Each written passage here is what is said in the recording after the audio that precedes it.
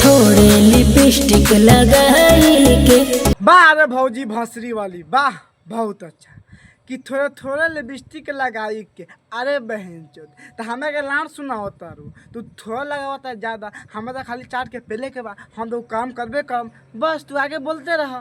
तका हाल बा भाई, आज हम फिर से प्लाई कैले बानी लाल बाबू एंड नेहराज भाई। आज के वीडियो बहुते गाँव फाड़ बा, ऐसे कहल चाहते हैं कि वीडियो को पूरा देखा बहुत मजा आई।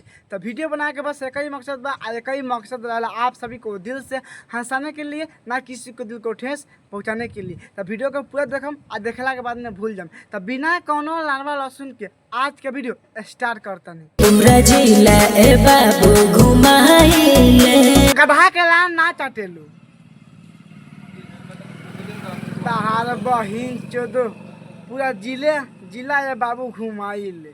गाँव धोए के लूर ना झाँट नचे अइलू ना गाना तार बहन जो पटकिया के पेल ले। सुन तारा भाई लोग कि पूरा जिला घुमाइले। ए भौजी तो लार कौ बेल चाटेलू इहो बता दो। लैले बनी एक ही गो सुगा लेके।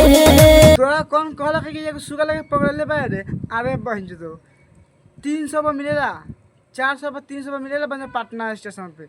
आ तू बन कहते कि पकड़ले बानी एगो सुगा लेके। मतलब कैसे ना कैसे लड़की कहाँ जाके झाँट उखाड़ बात कह दलन सही। ये सुनला के बाद में मन तो कहला पहली कम आ गिनी ज़्यादा। मैं सुनता रहा भाई लोग केंदी कहतिया कि पकड़ले बानी एगो सुगा लेके। ए तार बहिन चलो 300 में पेली ले सन, अगर तरह पेला के बाद तो बोला तो 500 दे हम भाग यहाँ से। वाह रे तारा बहनी के झाँट में आग लगाओ, वाह बहुत अच्छा कि कह ढायलू है चीज अजूबा लेके। अरे भैया का चाहता कूद के पेल दी सार तने हर लड़की के लगे एगो चीज़े बा और सबके पास अजूबे बा, एगो एक नहीं खे। अब तू फानी में तो पहले पेल के छोड़ दे बा, अब तू सारा वाला पेल सार बुढ़ छुछना। यही ना कहा तारे कि कह ढा तारू चीज अजूबा लेके। अरे भौजी के लाड़ चाटे के भी शक्ति नहीं खे, आ तू भैंस भौजी के भाव बढ़ा के झाँट से का कहीं यार। ए भैया लाड़ चटब सार तना हगे के लूर ना आ लड़की पर लाइन मारा तारा। देखा तारा भाई लोग अभी ने सारा के उम्र पढ़ाई करे के, हमने तो लंचट बानी सता के बाहर में काम करके वीडियो बना के अच्छा भाई के दिखाओ, लेकिन एक समझे चाहिए यार।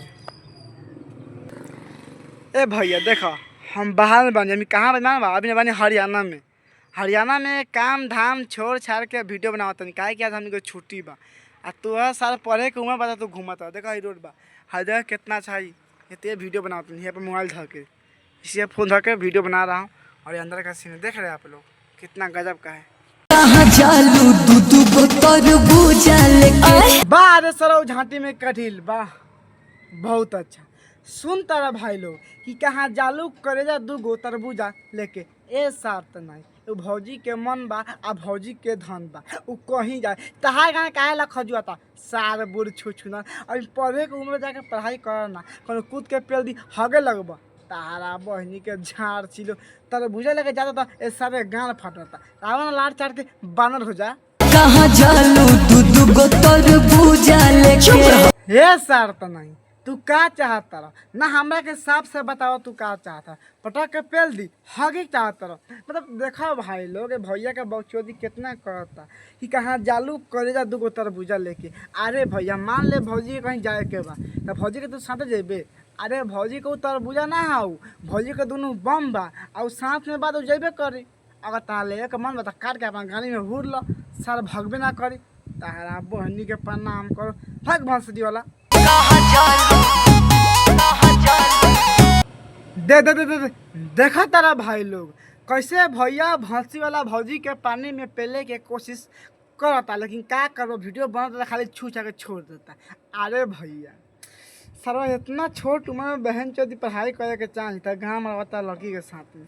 अरे हमने तो लड़चट बानी सर कि आके बाहर में कमा के वीडियो बनावता सर, लेकिन तू तो समझदार बारे, तोरा पास पैसा बा। हमने तो गरीब बानी से जाके हमने कमाता नहीं सन, लेकिन तेरे पास पैसा बजा के पढ़ाई कर ना बहन चौथ बाद में ये सब कर लिए। ये सब करे के बहुत टाइम बा। हमने तो बात हमने के बाप तो समझा कि ये बेटा जाना पड़े तो हम पढ़ाई करो बात पढ़े मन नहीं खेला तुम बाहर कमाए। जब कमाए तो गाना फटता, बाप रे बड़ी मेहनत करावता।